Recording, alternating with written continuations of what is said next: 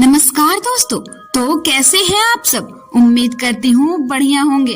तो दोस्तों, आपका फिर से हमारी डरावनी कहानियों की दुनिया यानी रूबी हॉरर स्टोरी में आपका हार्दिक स्वागत है। तो चलिए हम कहानी की ओर बढ़ते हैं।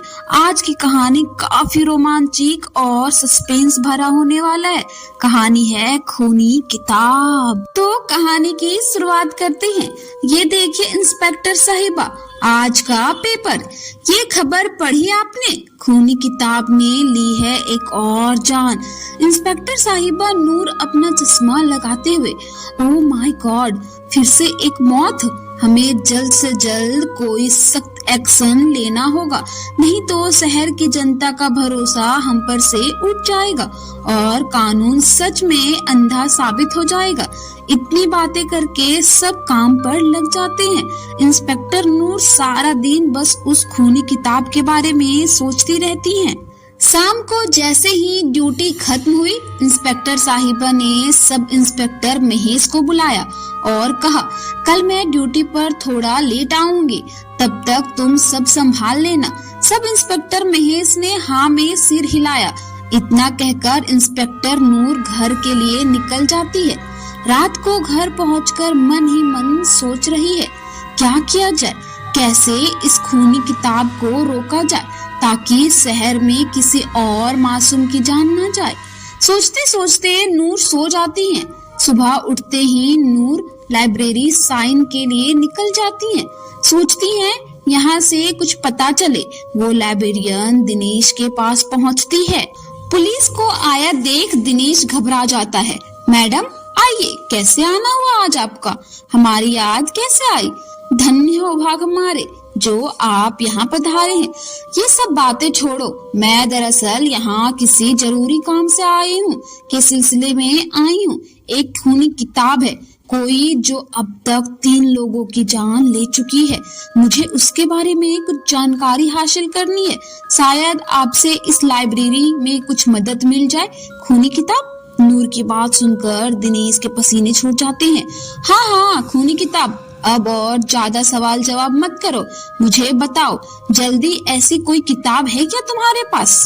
ना मैडम जी, ऐसी तो कोई किताब नहीं है, और होगी तो भला मुझे कैसे पता होगा उसके बारे में। पर हाँ, मैं आपकी कुछ मदद कर सकता हूँ इस विषय में। एक पाठक है जो नियमित रूप से इस लाइब्रेरी में आते हैं कई वर्षों से, शायद उनसे कोई मदद मिल जाए। क्या नाम है उसका? डॉक्टर अविनाश। हाँ, यही नाम है उनका।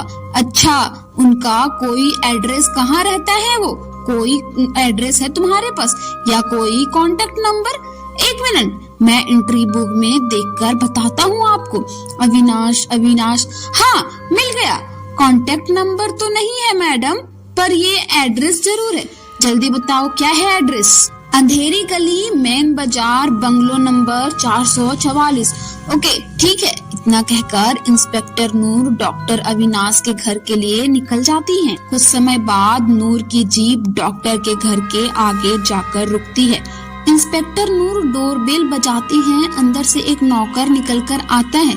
जी कौन है आप और किससे मिलना है आपको? जी मैं इंस्पेक्टर नूर हूँ, डॉक्टर अविनाश से मिलना है। जी है, मुझे उससे मिलना है। आइए मैडम आइए, डॉक्टर साहब अंदर ही है। नौकर इंस्पेक्टर नूर को डॉक्टर अविनाश के रूम तक लेकर जाता है। ये लीजिए मैडम, यही है डॉक्टर साहब का रूम। नूर में I come in sir. Yes ma'am. Oh inspector साहिबा, आप यहाँ? क्या बात है, कुशल मंगल तो है ना सब? नहीं डॉक्टर साहब, कुछ भी कुशल मंगल नहीं है। शहर की शांति भंग हो चुकी है। लगातार तीसरी जान चली गई है और हम कुछ नहीं कर पाए।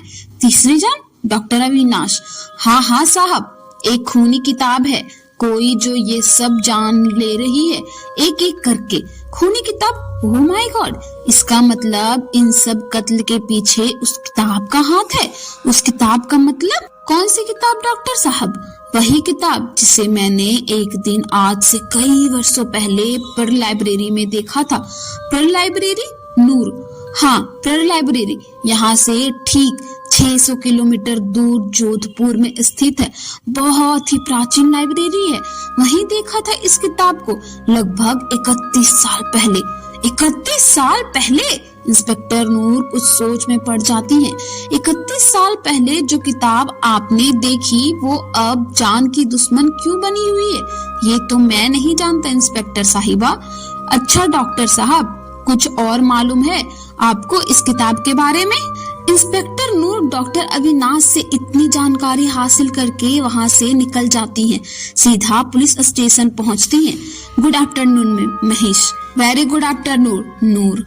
कुछ मालूम हुआ मैडम उस खूनी किताब के बारे में? महेश ने पूछा। हाँ, खुश शुरुआती दौर पर जानकारी तो हासिल हुई है जो हमारी बहुत मदद कर सकती है। फिर से किसी की ना जान जाए पाए इसमें से नूर। अच्छा सुनो महेश, मेरे लिए एक कॉफी मंगवा दो। ओके मैडम, अभी लाया। कुछ देर बाद कोई नूर की टेबल पर हाजिर हो जाता है। नूर कॉफी पीते पीते बहुत सोच में डूबी हुई है। इतने में उसे एक कॉल आती है। जल्दी आइए मैडम, यहाँ एक और मौत हो चुकी है। नूर, ओह माय गॉड, फिर से एक और कत्ल। कॉफी का कप टेबल पर ही छोड़कर महेश को साथ लेकर जांच के लिए निकल जाती है। जैसे ही वहां पहुंचती है, बहुत भीड़ लगी हुई थी यहाँ। जैसे तैसे इंस्पेक्टर नूर भीड़ को एक तरफ करके उस लाश तक पहुंचती हैं। ओह माय गॉड, ये भी मारा गया। वो लाश एक 23 साल के युवा की थी। इंस्पेक्टर नूर को कुछ समझ नहीं आ रहा था। वो यहाँ से गिंगरपीट इकट्ठा करके थाने पहुँचती है। लाश को पोस्टमार्टम रिपोर्ट के लिए शहर के सिटी हॉस्पिटल में एम्बुलेंस से भिजवा दिया जाता है। ये सारे काम निपटाने में नूर को शाम हो जाती है। वो ड्यूटी से सीधा घर पहुँचती है। बेड पर लेटे लेटे सोच रही है, अभी मुझे और ज्यादा देरी ना करते हुए लाइब्रेरी प्रल की ओर निकलना जाना चाहिए। वो रात के 10 बजे कांस्टेबल महेश को कॉल करती है। सुनो महेश, मैं कल सुबह 3 दिन के लिए जोधपुर जा रही हूँ। जो चार्ज 3 दिन तक तुम्हारे हाथ में है और तुम्हें ही यहाँ सब कुछ संभालना है। ओके मैडम, आप निश्चिंत रहे, मैं देख लूंगा। सब इंस्पेक्टर नूर सुबह सुबह 5 बजे ही जीप लेकर जोध के लिए निकल कर रवाना हो जाती हैं। वो लगभग दोपहर 12 बजे तक जोधपुर शहर पहुंच जाती हैं। काफी देर हो चुकी थी और वो थकी भी थी। वजह से एक होटल के रूम में रुक जाती हैं। सबसे पहले रूम में मुंह हाथ धोकर फ्रेश हो जाती हैं। फिर पास रखे फोन से एक कॉफी और कुछ खाने के लिए ऑर्डर करती है, क्योंकि अब तक बहुत भूख लग चुकी थी नूर को। वेटर कॉफी लेकर रूम में प्रवेश करता है और चाय और कुछ खाने का सामान लेकर टेबल पर रख कर वहीं एक साइड खड़ा होकर सब इंस्पेक्टर नूर की तरफ देखने लगता है। अबे यहाँ खड़ा है, अब मेरा मुंह क्या देख रहा है? जाना अब यहाँ से नूर। जी मैडम, वो मेरी टिप? क्या साले तू एक पुलिस वाले से टिप लेगा? वेटर को डांटने पर वो वहाँ से डर के मारे खिसक जाता है। साला यहाँ मैडम पहले ही भेजा जा चुका है, ऊपर से ये मैडम मेरी टिप नहीं दे रही है। नूर कॉफी पीने के बाद नूर उस नंबर पर कॉल करती है ये पूछने के लिए कि लाइब्रेरी प्रल शाम को किस टाइम खुलती है। पता चलता है कि लाइब्रेरी आज इवनिंग में बंद है। अगली सुबह नूर लाइब्रेरी प्रल के लिए निकल जाती है। इंस्पेक्टर नूर लाइब्रेरी प्रल को देखकर अचंभित हो जाती है। उसने देखा कि ये लाइब्रेरी तो वर्षों से पुरानी है और फिलहाल तो एक जर्जर इमारत में तब्दील हो चुकी है। साफ सफाई की कोई खास व्यवस्था नहीं है यहाँ, और इसको देखकर ऐसा लगता है कि शायद ही कोई यहाँ आता होगा। नूर अंदर जाती है, डायरी में एंट्री करवाती है और लाइब्रेरियन को सब मामला समझाती है। फिर वो वहाँ पर खड़ी एक लकड़ी की मेज पर बैठ जाती है। अब तक लाइब्रेरियन खूनी किताब को ढूंढने में व्यस्त था। लाइब्रेरियन खूनी किताब को हर जगह ढूंढता है। उसने सारी लाइब्रेरी को छान मारा, लेकिन उसे किताब कहीं नहीं मिल पाई। ओ एम सॉरी मैडम, खूनी किताब लाइब्रेरी में नहीं है। व्हाट? खूनी किताब लाइब्रेरी में नहीं है? इसका क्या मतलब है? नूर, तुमको अंदाजा भी है तुम क्या कह रहे हो? यहाँ पर लोगों की जान पर जान जा रही है और तुम कह रहे हो कि किताब लाइब्रेरी में नहीं है। तुम्हें पता है ना कितनी कीमती है वो किताब हमारे लिए। एक आखिरी वही रास्ता बचा था जिससे और खून होने से रोक सकते थे हम। आखिरी रास्ता भी बंद हो गया। पता नहीं अब क्या होगा, कितनी और जाने जाएंगी और ना जाने हमें जनता से कितनी गालियां कहानी पड़ेंगी। कानून का विश्वास उठ जाएगा हम पर से। कुछ ना कुछ तो करना होगा, पर क्या? इंस्पेक्टर नूर बहुत गहरी सोच में डूबी हुई है। तो क्या इंस्पेक्टर नूर को उस लाइब्रेरी में खूनी किताब से कुछ पता चलेगा कि कौन करवा रहा है ये मौतें? तो जानने के लिए आप मेरे साथ अगले भाग तक बने रहिए। धन्यवाद।